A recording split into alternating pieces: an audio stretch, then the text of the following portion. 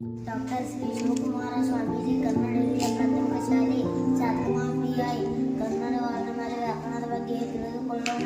ಕನ್ನಡ ವರ್ಣಮಾಲೆಯಲ್ಲಿ 49 ಅಕ್ಷರಗಳಿವೆ.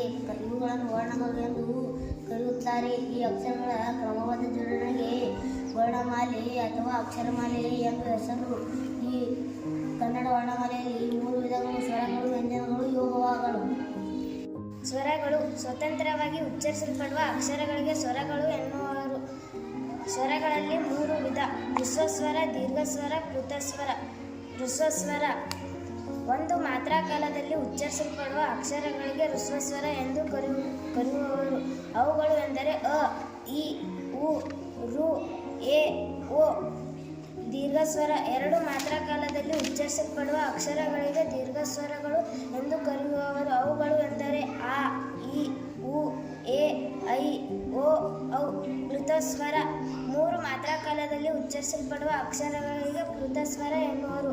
ಅವುಗಳು ಎಂದರೆ ಅಯ್ಯೋ, ಅಮ್ಮ.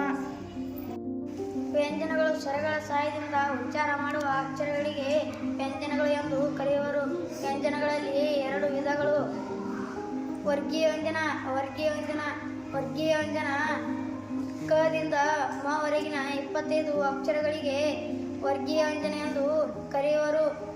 ಅವರ್ಗೀಯ ವ್ಯಂಜನ ದಿಂದ ಳವರೆಗಿನ 9 ಅಕ್ಷರಗಳಿಗೆ ಅವರ್ಗೀಯ ವ್ಯಂಜನ ಎಂದು ಕರೆಯುವರು. ವರ್ಗೀಯ ವ್ಯಂಜನ. ವರ್ಗೀಯ ವ್ಯಂಜನಗಳಲ್ಲಿ 3 ವಿಧ: ಅಲ್ಪಪ್ರಾಣ, ಮಹಾಪ್ರಾಣ, ಅನುನಾಸಿಕ. ಅಲ್ಪಪ್ರಾಣ ಕಡಿಮೆ ಉಸಿರಿನಿಂದ ಉಚ್ಚರಿಸಲ್ಪಡುವ ಅಕ್ಷರಗಳಿಗೆ ಅಲ್ಪಪ್ರಾಣ ಅಕ್ಷರಗಳು ಎಂದು ಕರೆಯುವರು. ಅವುಗಳೆಂದರೆ ಕ, ಚ, ಟ, ಥ, ಪ, ಗ, ಜ, ಢ, ಧ, ಪ. ಮಹಾಪ್ರಾಣ ದೀರ್ಘ ಅಥವಾ ಹೆಚ್ಚು ಉಸಿರಿನಿಂದ ಉಚ್ಚರಿಸಲ್ಪಡುವ ಅಕ್ಷರಗಳಿಗೆ ಮಹಾಪ್ರಾಣ ಅಕ್ಷರಗಳು ಎಂದು ಕರೆಯುವರು. ಖ, ಛ, ಠ, ಥ, ಪ, ಗ, ಝ, ಢ, ಧ, ಪ. ಅನುನಾಸಿಕ ಮೂಗಿನ ಸಹಾಯದಿಂದ ಉಚ್ಚರಿಸಲ್ಪಡುವ ಅಕ್ಷರಗಳಿಗೆ ಅನುನಾಸಿಕ